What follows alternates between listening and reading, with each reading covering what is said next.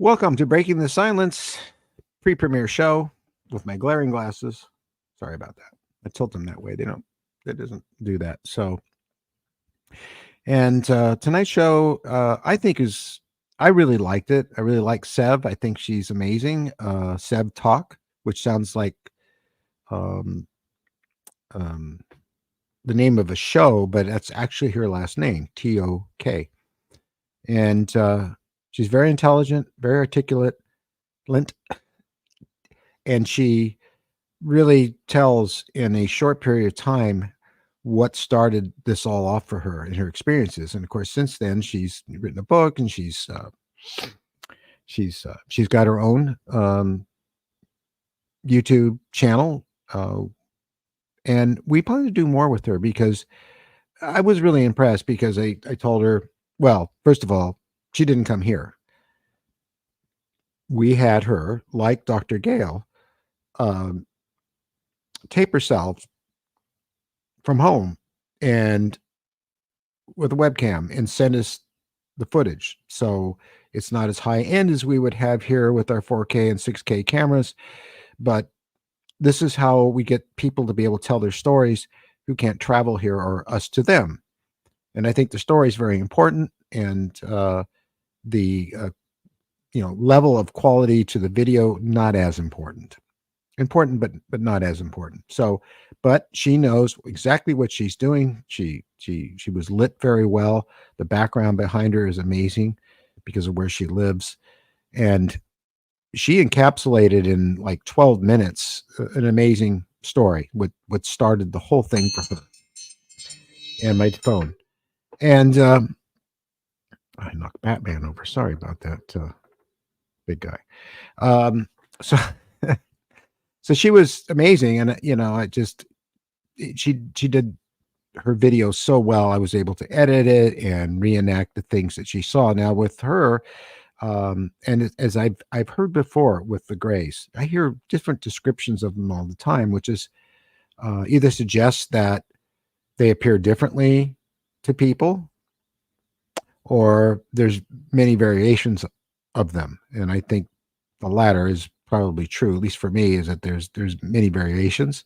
Hers have these like wrinkles, these folds in the forehead, and I remember Camille talking about that, and several other people have these experiences. So Sev is not the only one.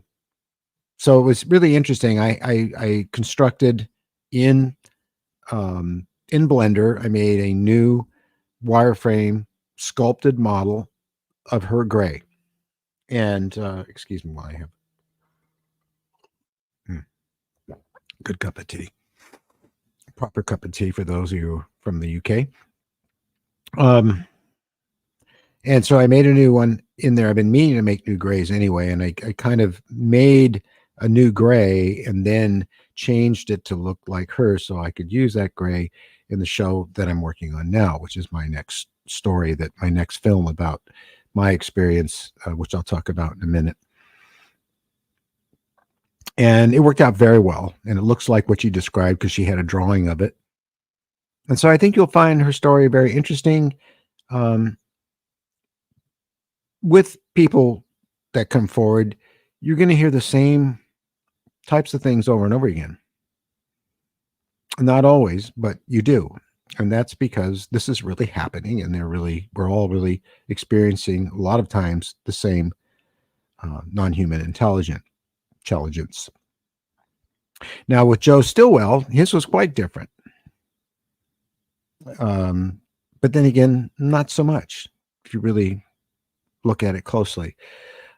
So there's lots of variety and variation, and that suggests also that there's lots of variety and variation of intelligences coming to Earth, however they get here, whether it be across space from another planet, or they come from another dimension, or all of the above. Just like our forests and oceans are filled with creatures of infinite diversity, so is the universe, and especially when it comes to intelligent beings. So that's where we're at. I think you'll enjoy Sev tonight. And what I've been working on is, because Mary started this whole thing, we do your story or someone else's story, and I visualize it and I edit it and I make that into a video, not a live stream. And then 2 weeks later, we skip a weekend, and then that next weekend we have one that I've been working on for a couple of weeks, which is based on things that have happened to me. And what I'm basing it on this time is one of the most amazing, life-changing things that ever happened to me. And that was finding out from someone I loved who passed suddenly that absolutely we go on after our physical body ceases to exist. I know for certain. Not many people do, but I'm one of those people that it just had to been what it was. And you'll find out about that when you watch the show, but it changed my life, and it was very much related to the visitor experience at the same time. And I didn't really realize that at the time, because I start back in 1977, 76, right in there.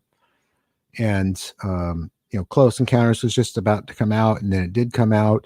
I was experiencing UFOs as usual and seeing them and seeing flashing lights in the sky and all kinds of weird stuff, but not realizing that somehow it was connected to me, or I to it. And then I posted it in the community. I wrote an original story and wrote the screenplay with a friend of mine to a movie that originally was called Vortex. It became The Day Time Ended. And it was a fairly large, low budget production. I mean, in the sense that they spent a lot of money on this film. I was involved in the effects. I wrote it. It was based on my story. And if you watch the film, I wish this phone would shut up. If you watch this film, you'll know it was something I had a lot to do with. You'll know right away. It's called The Day Time Ended. When it was released in theaters back in 1978, the first 2 weeks, it was the top grossing movie, which was amazing. This was a great start to my film career. And I look back on that film, and they have remastered it, and it looks like it was shot yesterday, and it's just beautiful. And I was looking at it today, and it was kind of bringing tears to my eyes, because, oh my God, there's so much in it that you will relate to. It's called The Day Time Ended. Look it up. It's got Dorothy Malone in it, Robert Mitchum's son, and some other big actors. I'm drawing a blank on the guy from Dallas. And it's they changed my script a lot, but then again they didn't, because they didn't know what to do with it.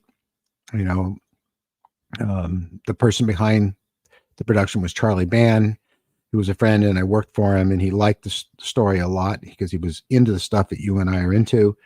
And the money people weren't so much. There was a little tug of war there, but in the end, the film came out pretty close to the script. So go watch it. When I was writing that film, go watch it right now. When I was writing that film, and I had my friend over writing with me, it was at a house that Steve Neill and I were renting at the time in North Hollywood. And we were sitting there that night, and suddenly I looked over, and Wayne, he wasn't awake. He was just, he'd like fallen asleep. But the weird thing is I couldn't wake him up. And then that's when I heard a voice say, "Go outside." And not to give away too much, I will show you an image from what I saw once I went outside. And this is in North Hollywood. Now, I've recreated this using CGI and Unreal. And then I heard something talking to me, and I got the sense something was near me, and I saw this coming down the sidewalk. It's not something you see every day, maybe for some of us. It was an amazing night, and I think they had an influence on the film, I guess. I don't know. Or maybe it just, this was the time to come for me. They didn't care that I was sitting there writing a script that would eventually become a film that now is a cult classic. It has a lot of their message in it, or our message in it.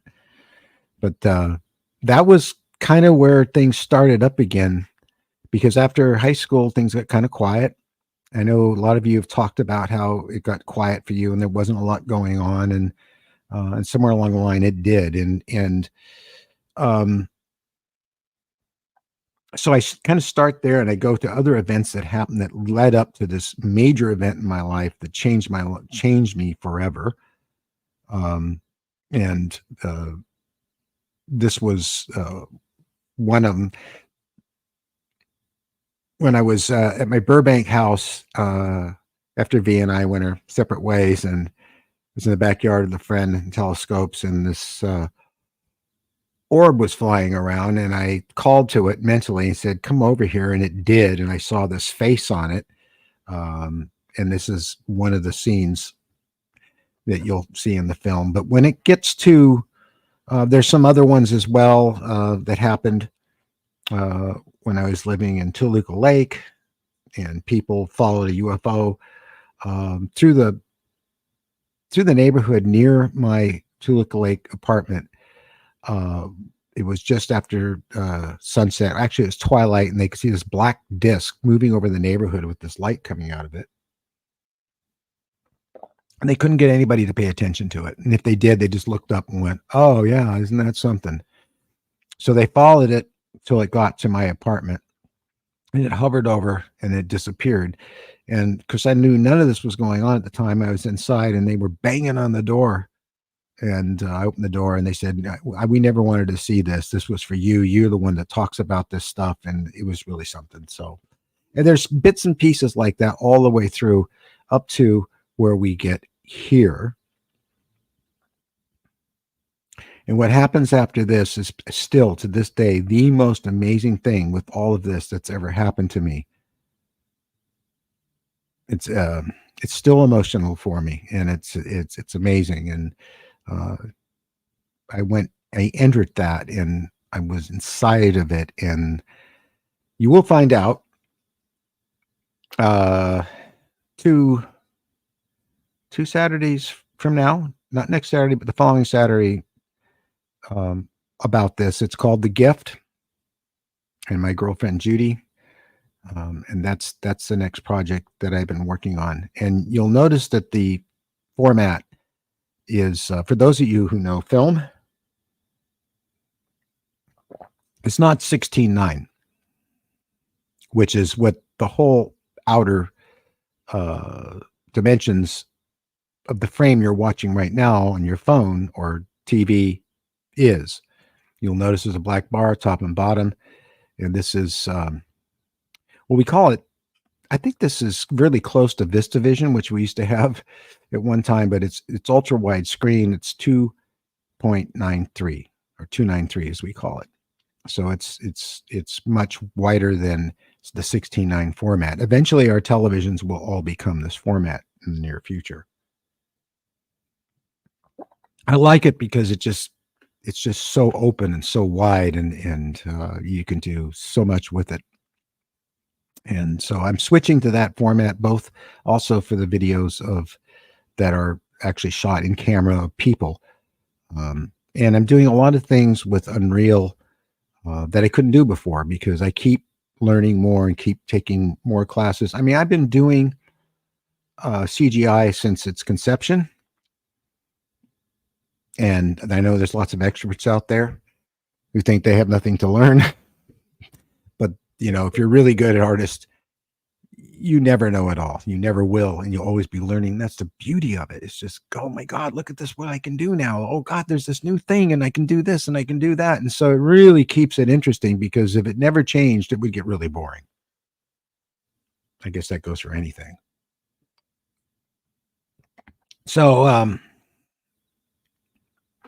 I've been doing a lot more with that, and I'm really looking forward to sharing this experience with you in a couple of weekends. And then I have more planned. I'm also doing a short film called 3 a.m.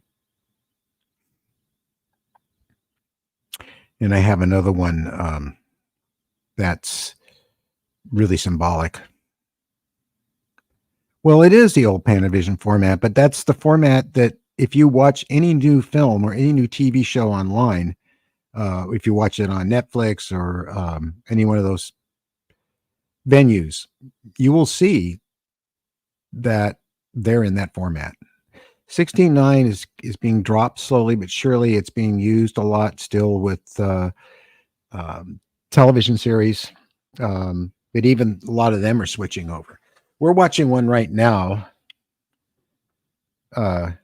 What's it called again, Mary? Grosteria. That is absolute. Yeah, it's absolutely amazing, and it's grotesquerie. Yeah, it's amazing. It's really amazing. Good writing, good acting, good filmmaking. Very much art in film. Very good film director. Very good filmmakers, and it really shows. And nothing will help you appreciate that more than watching something like Salem's Lot we watched last night. And Mary and I could barely finish it. It was so poorly done. I mean, yeah, they had good cameras, they had good sound, they had good actors who really weren't into the script at all because it was so bad. And you'd think my friend Toby Hooper, the director, Poltergeist, Texas Chainsaw Massacre, all kinds of other movies. Amazing guy, amazing filmmaker. He did Salem's Lot for television back in what was that? It was like 80s or so, and had James Mason in it playing Starker, and the makeup they did for Barlow was absolutely extraordinary. Probably one of the best Nosferatu type makeups I've ever seen, and I should know because that was my profession for many years. But then again, I am biased. It was really good back then. And the director making this new one learned nothing from Toby, nothing from his work. And, they could have just saved their money and their time and not even done it. It was, to me, it was that bad. So, but it really helped me appreciate what we are watching with grotesquerie. I think I got it wrong again. How well done that is. How provocative and just creative it is. And yes, it's gross. That's the name. But it's actually very intelligent filmmaking, very intelligent writing. If you haven't caught it, I recommend it. It has nothing to do with what we're talking about, but what does have to do with what we're talking about is me as a filmmaker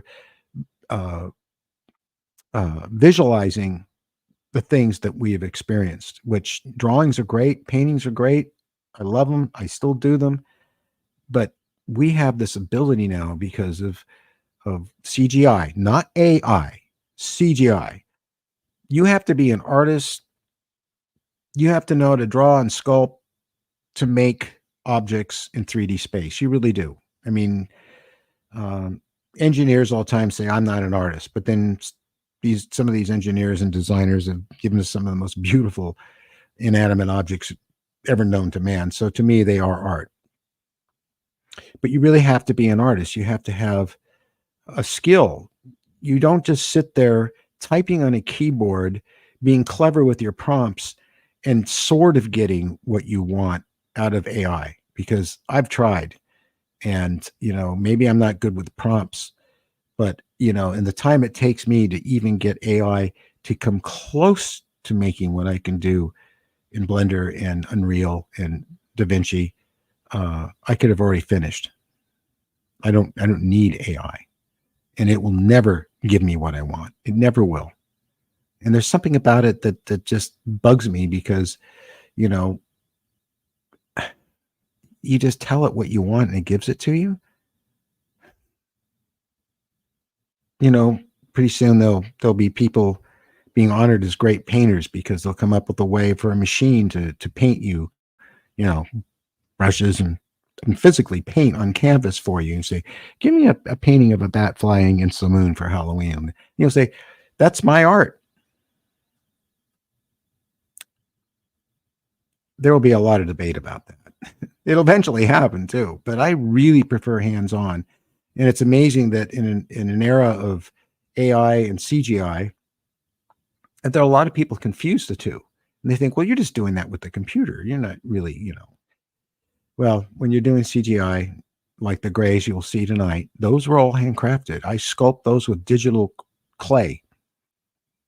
So I go into the program, Blender 3D, and I start with the cube, subdivide the cube, and I start taking faces of that cube, and I use an extruder and I extrude them. And I get a basic shape, a body, a block head, and then I go into the sculpting mold and I start putting on digital clay and I sculpt just like I would with clay. I sculpt the figure, and that's what you'll see tonight. That's how it's done. So you really have to be an artist and a sculptor to do that. And AI will never give you that. You try to get AI to give you a gray, and you'll get this thing with teeth and snot coming out its nose and all kinds of veins and sunken in bone parts and skull looking thing with all kinds of rib cages showing and all that stuff. And some people are happy with that, but it doesn't work for me. So that's what I've been up to. That's what I've been working on. And as far as experiences are concerned, I keep getting messages and amazing things happening during the night.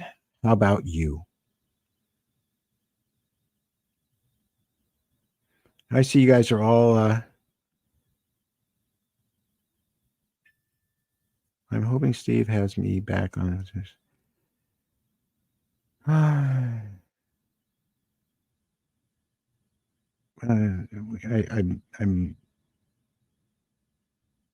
okay. So we've got some interesting chatter going on in chat, which yeah, I don't want to kick anybody out. Yeah, I hear you, Mary. Okay, be nice, people. That's something too. I wrote an article that's on my Substack, and there's a link to it in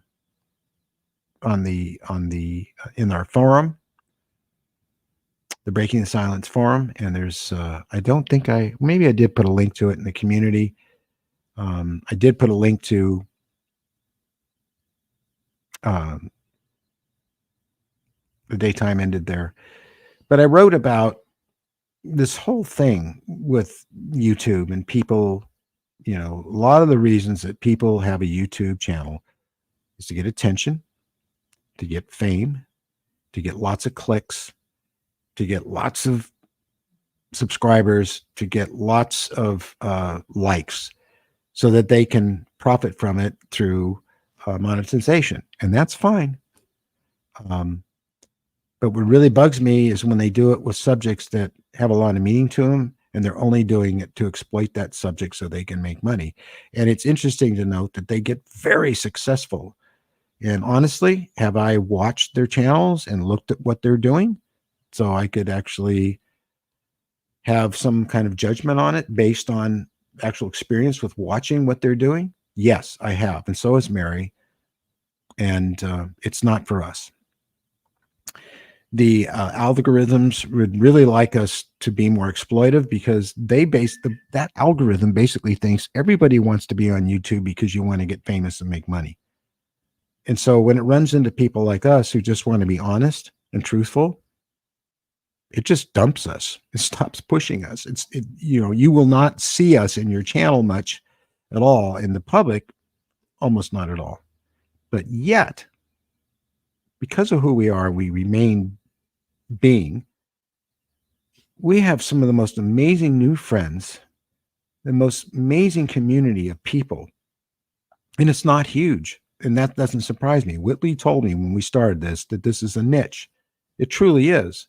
But the people we have come to know here, all of you here in chat, and our friends, and Judy and Ann that are flying out here in a couple of weeks to spend time with us, are what it's all about.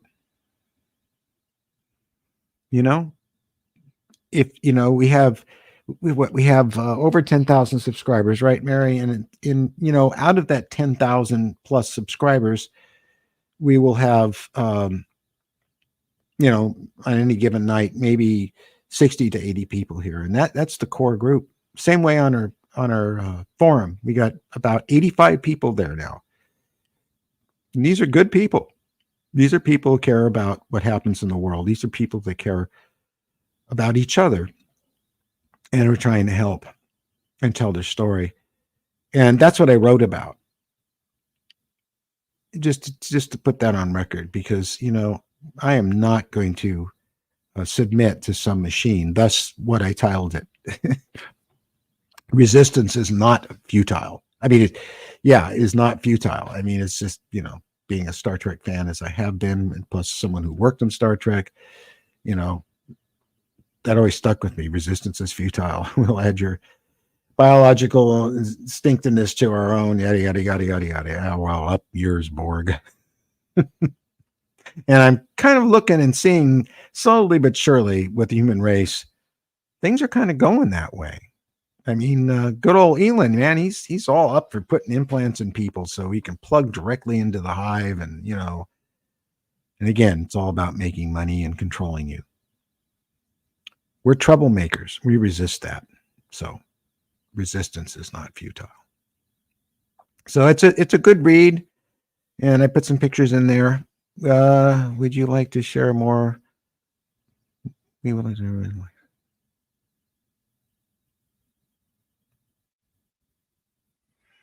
We would like to share more, but we are subject to likes when. Okay. Anyway, so, we're good with where we're at. This is great. And we really appreciate all of you, and we appreciate this community. Next Friday is our community chat, which is a lot of fun. And it's also, it helps me because I have these experiences, and it helps you because you have these experiences, and we have nobody to talk to but ourselves. And everybody's looking for disclosure, and it's right here.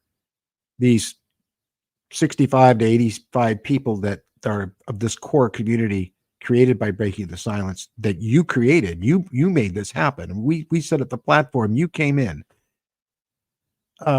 Is what it's all about. And we have the disclosure they want. Some of us have a pretty good idea why this is happening on Earth and why it's happening to us and not them. And Jacques Vallée had some very strong things to say about that. And he was right. I agree with him. This is about us. And when these blockheads finally get around to realizing that, maybe they'll ask us. So we don't really need disclosure. I mean, if the government comes forward and says, okay, we've been lying to you all these years, and yeah, we've shot them down, and we've stripped their bodies, and we've taken their technology and back engineered it, and you should be grateful to us. Whoop-de-doo. We already know that, right? But there's another part they know nothing about and would like to. And they don't understand how we know things they thought only they were privy to and have top security clearances for. Thus why they stalk and watch some of us. So, phooey on them. They're powerful. Yeah, they've got lots of power with machines and weapons and the ability to control large masses of people, but really that power is laughable compared to another power. And you know what that is. So UFOs are real. Are we telling the truth? I know my voice is very.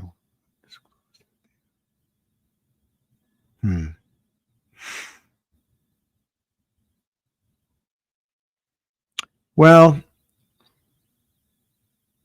I'm starting to think that the people that in the general public are so numb that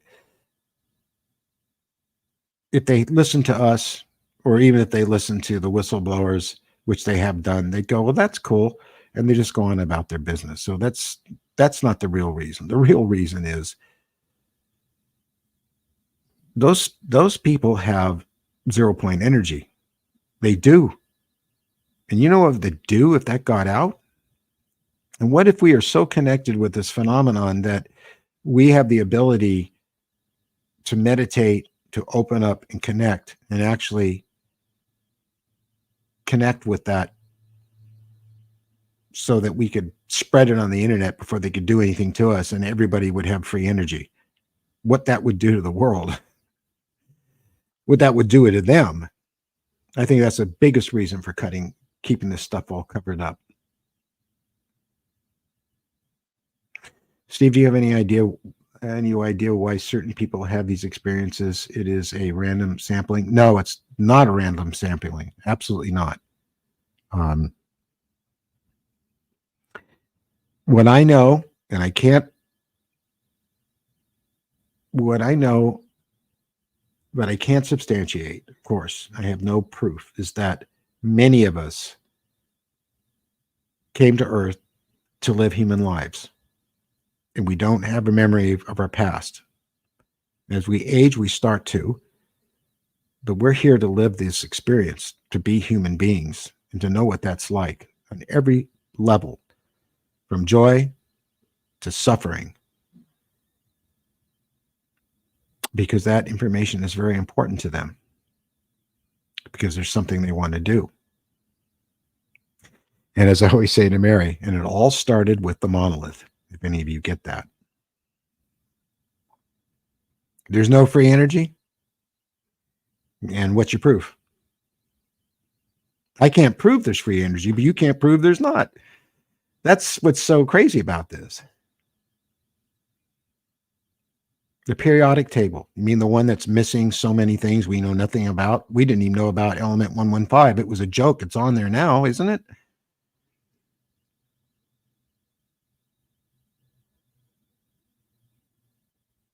No, it's not on there. Well, there are many ways to create anti-gravity. There's many ways to harness energy, which is all around us. And there's probably many different technological ways to do it. There's no one sure way to do it, but many people, 12 of them I can think of, and they're all dead because they were killed for it, did make the breakthrough with 0 point energy. And if you research it, you'll find out what happened to them. You'll find out about the scientists that actually analyzed it and said, my God, this really works, and so on and so forth. Disclosure will not end suffering. It will only make it worse. Well,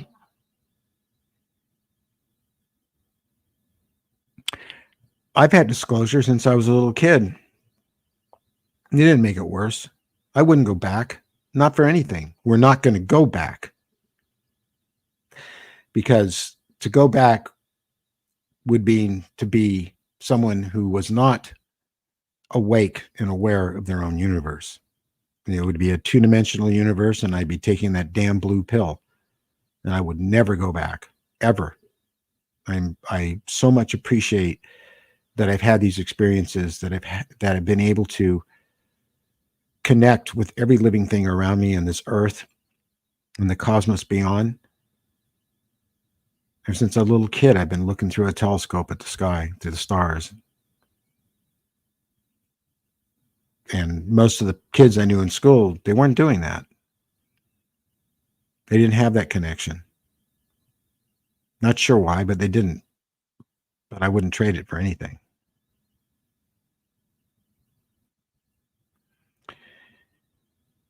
The alien power source requires more energy than the output of a star. Now, I would have to have hard evidence for that. And you know what? That brings up another thing. People are always saying to me, and I remember I was with Vaughn, we're going to do a TV show for NBC, and we're in the newsroom, and this rather attractive newscaster was looking at me and looking at us, and she was shaking her head, and I said, is there a problem? She says, you people have no proof. I said, okay. And you don't have any proof to the contrary. And maybe I don't care if I can prove it or not. Why should I? I still feel that way today. And I feel that way even more. I mean, it's just, I don't need to prove anything to anyone. What's the point? You either have this experience and you know what it's like, or you don't. And anyone on the outside of it, is going to want the proof, want the proof, want the proof, want the proof. So I understand it, but it's just not necessary for me or for many of us. We have all the proof we need. I have numerous experiences where absolutely I was wide awake and experiencing something with witnesses that conveniently later on forgot that they saw it with me, but not all of them. But it goes further than that. And I'll get into that with the shows that I'm doing that are upcoming. And again, I'll get comments like, oh, you had extraordinary dreams, but dreams nonetheless. And these people making these comments know how do they know that? Were they in the dream with me? Um, I mean, it's just, they have no proof either. They don't. You don't. If you're listening to this now and thinking these people have no proof, you have no proof to the contrary. In fact, there are other things I could go into that you believe in very strongly that you absolutely have no truth about, but I'm not going to go there, and I'm not going to mention names and things, but, out of respect for people's, what they believe in, what they have faith in, I won't do that because everyone's entitled to it, but they don't have to prove it to me. So, oh boy, what's going on here? Contact changes everything aspect of your life, doesn't it? Yes, it does.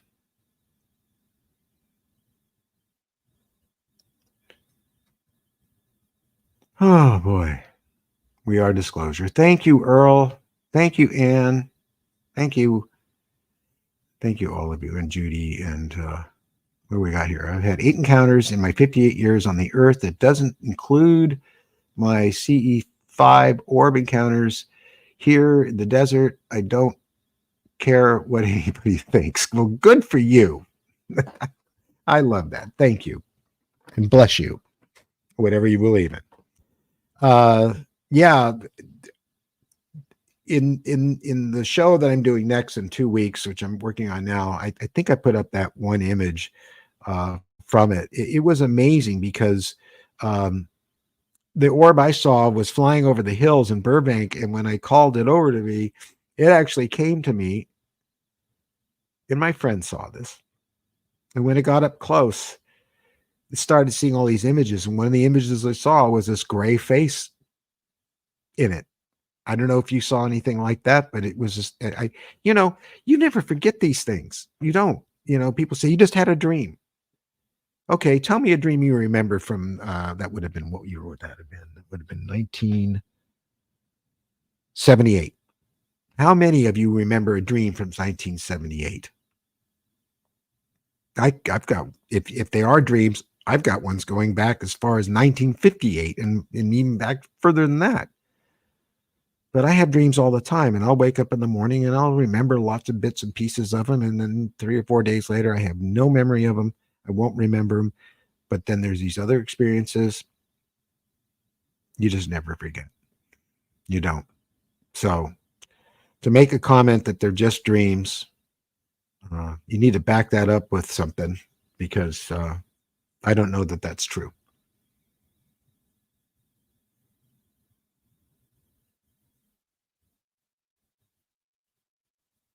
Yeah.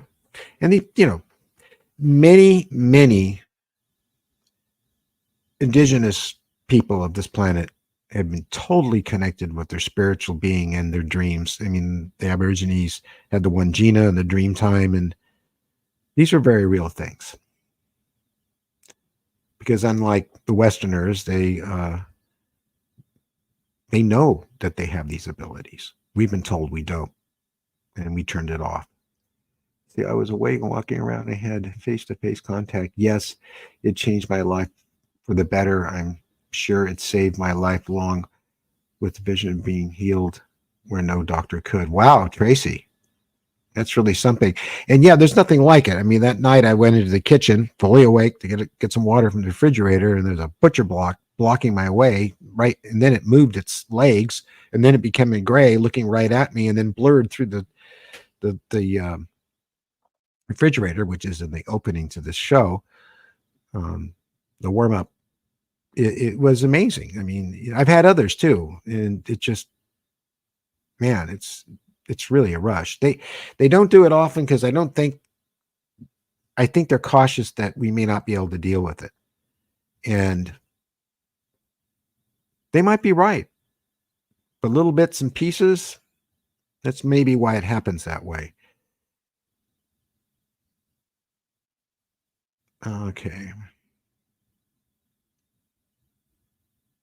Gnarly, okay. I sit outside and watch this guy ask to have contact but not be terrorized. Any tips on doing this?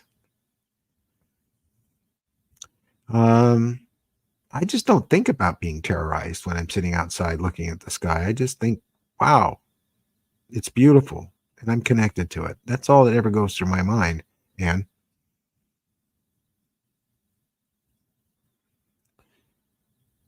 yes, true. The petrographs and yes, amazing. In fact, I was talking to Mary the other day, and I was saying, another short film I want to do is about. I don't know if I'll do it or not, so I'll tell it to you. It's I just these things just pop into my head, and there's this craft that lands out in the dark. It's like twilight, and it's a beautiful thing. And these people get out, and they're wearing like spacesuits and stuff, and they find a rock pile on the ground. So they know it's from an intelligent being, rocks that are stacked just perfectly, and they see fire at a distance, and so they go towards it, and there's these indigenous people sitting around the fire, and they look at these beings in these spacesuits, and instead of being afraid of them, they invite them in, and the whole film is them sharing around the fire, and eventually the astronauts go back to the craft, and it takes off and flies away. And of course, as it's flying away, we see markings on it that tell you it was us. And it ends with these indigenous people making drawings on the rocks of men in suits with helmets and saucer-shaped craft, which we see on ancient rock paintings all through the world, from Australia to South America to the Americas. So, and it just kind of puts it all into focus that, for me, that these things have really happened. I just received your gray peeking through the poster. What? Wow. I didn't even know you got one. Oh. Wow. You never told me that, Mary. What? This gentleman here got one of our pieces of art.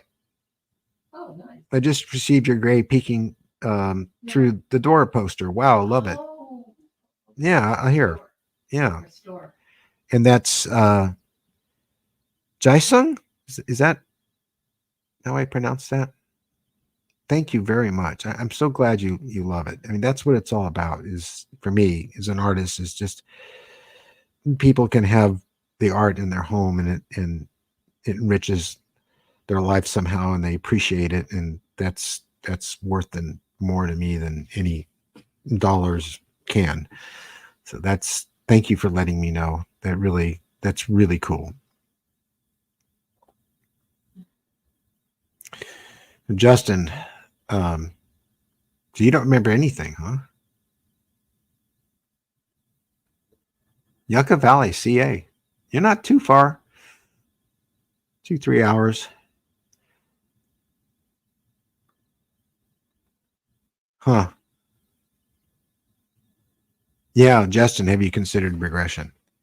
It's not for everyone. And I did it because I wanted to know. I remembered so much consciously. I wanted to know if there were more details, and there were. But it's kind of amazing, and Yvonne will tell you this, and any good hypnotherapist will tell you this, is that once they've opened you up to connecting with those suppressed memories, for a great deal of time long after that session, more will keep coming. It's like it opens up a dam, and you'll remember more and more details about it. And you won't trust it, and you will wonder if it's just your own mind making it up or not. But what I tell everybody, and that includes hearing voices in your head talking to you, you'll know in your heart, in your gut, if it's what it is, that it's truly something that happened. You just know. You just feel it. You just sense it. Lisa, I did it. Needed therapy later. What happened, Lisa?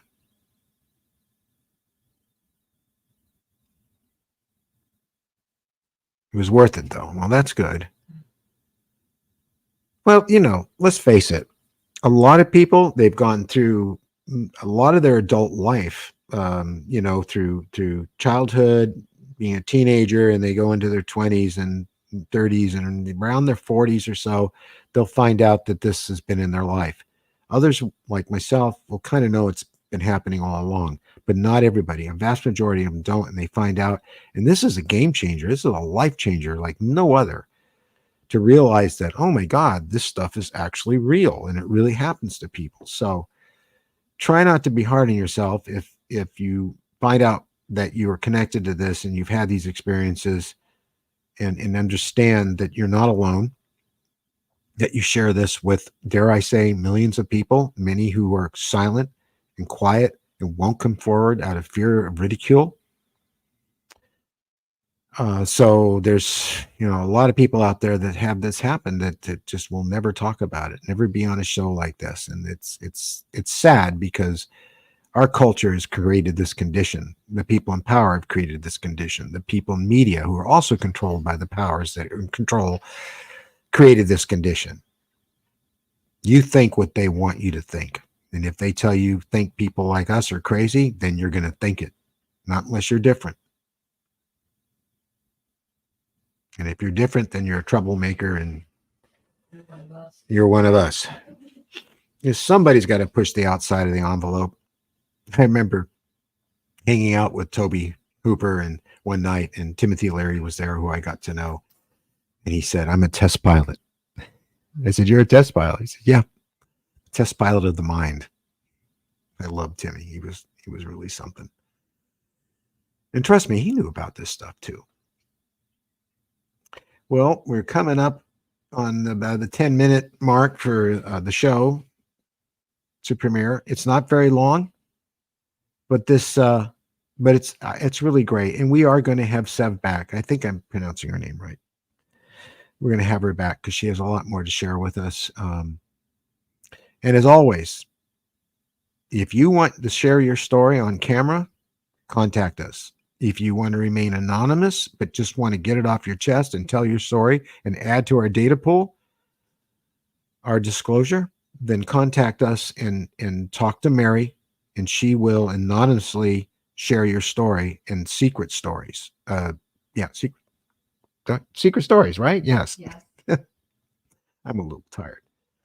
And we'd love to hear from you. Yes, thank you for being here, and thank you so much for your support. And we'll see you in chat in about 10 minutes when the show starts. Love you guys a whole bunch. Thank you.